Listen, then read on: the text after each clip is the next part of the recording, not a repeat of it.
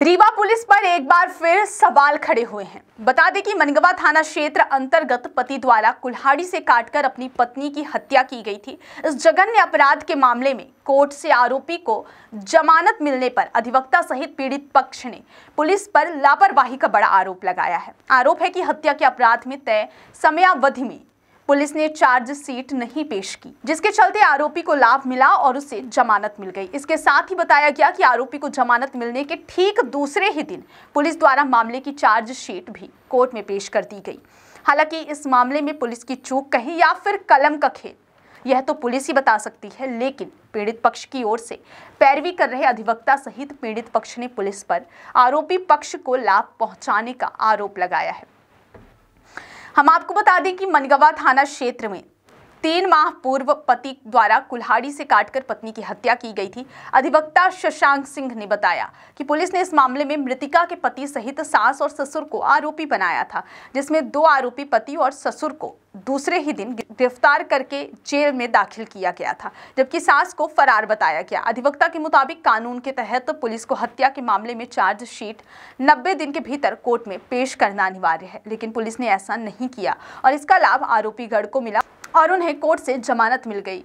अब इसमें पुलिस की लापरवाही है या फिर कलम का खेल है, यह तो पुलिस ही जाने, लेकिन पीड़ित पक्ष ने पुलिस पर गंभीर आरोप लगाए हैं। सर, ये एक एफआईआर हुई थी 345/2024 मनगवा थाना की है।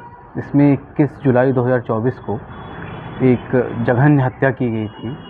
आरोपी सुनील पटेल द्वारा अपनी पत्नी का पहले गला दबा के मारा गया, मारने के पश्चात फिर कुल्हाड़ी से उनका गला काटा गया और फिर फरसे से गला धड़ से अलग कर दिया गया। बस वो ऑलमोस्ट गला धड़ से अलग हो ही चुका था। उनके परिवार वालों के सामने ये पूरा घटनाक्रम हुआ। जो फरियादियाँ थी या जो डिसीज्ड हैं उनके सामने ही, उनके पूरे परिवार के सामने ही उनको ख़त्म कर दिया गया। और इस संबंध में एफआईआर हुई। एफआईआर के बाद इसमें 22/7 को ही उसको गिरफ़्तार किया गया और उनको न्यायिक अपरीक्षा में केंद्रीय जेल रीवा भेज दिया गया था। और उसके पश्चात पुलिस को 90 दिन के भीतर पूरी चार्जशीट और पूरी इन्वेस्टिगेशन कंप्लीट करके इसको 20 अक्टूबर 2024 को संबंधित न्यायालय में पेश करना चाहिए था, परंतु इसमें उस दिन ना पेश करके इसको 22 तारीख को पेश किया गया, जिसके कारण 21 तारीख को आरोपी जो सुनील पटेल थे उनके द्वारा एक आवेदन दिया गया 187 BNSS का, और उसके अंतर्गत उनको डिफ़ॉल्ट बेल मिली। ऐसे जघन्य अपराध में सिर्फ यही एक तरीका था जिसके अंतर्गत वो बेल प्राप्त कर सकते थे और उनको पूरा फ़ायदा ये पहुंचाया गया। अच्छा, इस पूरे घटनाक्रम में अगर इसको ध्यान से देखा जाए या बारीकी से हमने क्योंकि देखा है, तो ये साफ साफ दर्शित होता है कि पुलिस द्वारा इसमें जानबूझ के चार्जशीट को दबाया गया, क्योंकि 21 तारीख को जब 91वां दिन हुआ उनके द्वारा एक आवेदन पेश किया गया और 22 तारीख को पुलिस द्वारा इसमें चार्जशीट, जब बेल मिलते ही चार्जशीट दे दिया गया था। इसमें ऐसा कुछ नहीं था कि पुलिस को कोई और कार्यवाही करनी थी या और इन्वेस्टिगेशन कुछ पेंडिंग थी जिस कारण से ये एक्स्ट्रा टाइम ले रहे थे। ये मोस्टली पूरी इन्वेस्टिगेशन जुलाई और अगस्त के महीने में कंप्लीट हो चुकी थी। इवन इन्होंने जिस कुल्हाड़ी से हत्या हुई थी और जो बाकी वेपन्स यूज़ हुए थे और जो मिट्टी थी और खून था, उसको FSL के लिए इन्होंने सितंबर में ही भेज दिया था। इसमें कोई औचित्य नहीं था कि इसको इतना डिले किया जाए। और इस पूरे प्रकरण में सिर्फ एक ही तरीका था जिससे उनको बेल मिल सकती थी, वो उस तरीके को पूरा करने में इनका पूरा सहयोग किया गया। जो पूरा एक प्रथम दृष्टया समझ में आता है प्रकरण, वो ये है कि पुलिस की लापरवाही या संलिप्तता, even I will go to the extent कि ये एक संलिप्तता थी। और वहाँ के जो IO हैं रामानुज बागरी जी और SHO हैं, उनको फरियादी की तरफ से बार बार ये निवेदन किया गया कि इसको 90 दिन के अंदर पेश किया जाए, परंतु ये जानकारी होने के बावजूद ये नहीं भेजा गया है। तो आप इसकी मामले की गंभीरता इस बात से समझ सकते हैं कि पुलिस यहाँ पे रीवा में के अंदर आरोपियों को पूरी तरीके से कोई सहूलियत पहुँचाने में चूक नहीं रही है। चाहे कुछ भी हो, चाहे मर्डर हो, चाहे रेप हो, हर तरह से आपको सहायता यहाँ पे पुलिस द्वारा दी जाएगी, बशर्ते आप उनको एक उचित जो भी उनको चाहिए आप प्रदान कर दें। सीधी सी बात यह है। और आप देख रहे हैं हमारे ज़िले का क्या हाल हुआ है कि ये एक तरह से क्राइम कैपिटल धीरे धीरे बनता जा रहा है और लगातार डेली कोई न कोई बड़े अपराध यहाँ रीवा शहर के अंदर हो रहे हैं। और इसका कारण ही सिर्फ यही है कि कहीं ना कहीं आरोपियों को पता है कि वो कोई भी आरोप करके, कितने भी जघन्य कोई घटना हो, उसको करके बच के निकल जाएंगे। इस तरह का अपराध लगातार हो रहा है, आप इसमें जान लापरवाही बरतीजिए, आप आगे क्या करेंगे इसमें? अब इसमें देखिए हम बेल कैंसिलेशन के लिए जाएंगे, कोशिश यही करेंगे, क्योंकि डिफ़ॉल्ट बेल कोई आम बेल नहीं है, ये एक मैटर ऑफ राइट होती है कि अगर 90 दिन से ज़्यादा किसी भी प्रकरण में चार्जशीट नहीं पेश की जाती है तो अक्यूज़ को as a matter of right मिलता है वो बेल, मतलब वो डिस्क्रिशनरी पावर नहीं है कोर्ट की।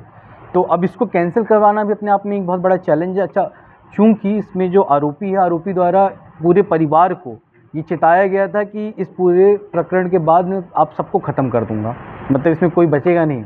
तो अब उसको बाहर निकलना इनके पूरे परिवार के लिए कितना घातक है और कितना बड़ा एक जो कोई अपराध है उसको निमंत्रण दिया जा रहा है, आप उसकी खुद ही आकलन कर सकते हैं इस पूरे बात से।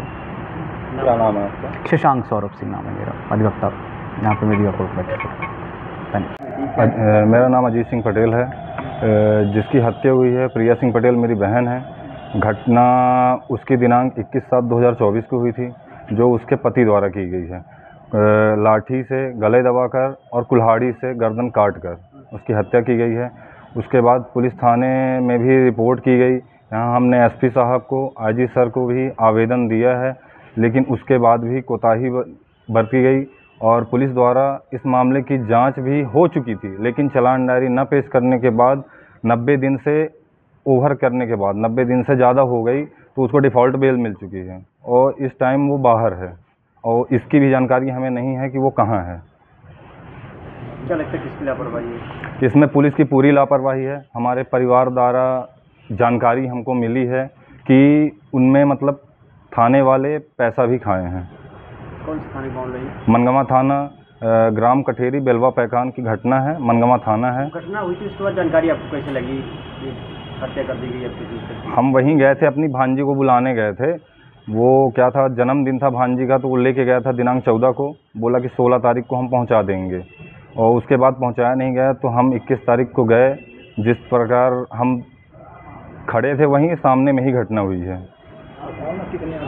और उनका पूरा परिवार उनका सहयोग में था। सास, ससुर, जेठ, जेठानी, जीजा, बहन सब वहीं पे सम्मिलित थे और उनका पूरा योगदान था।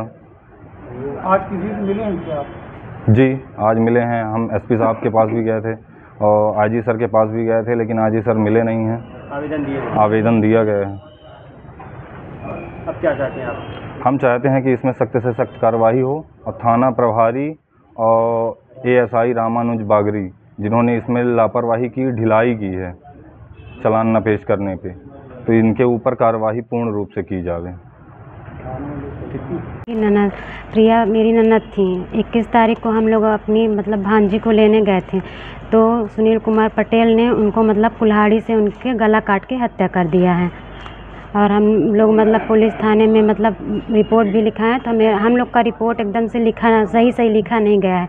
उस रिपोर्ट में लीपापोती किया गया है और हम लोग मतलब उसमें ज़्यादा जोर देना चाहते हैं कि उस अपराधी को सज़ा मिले। कब घटना हुई थी? 21 जुलाई की बात है।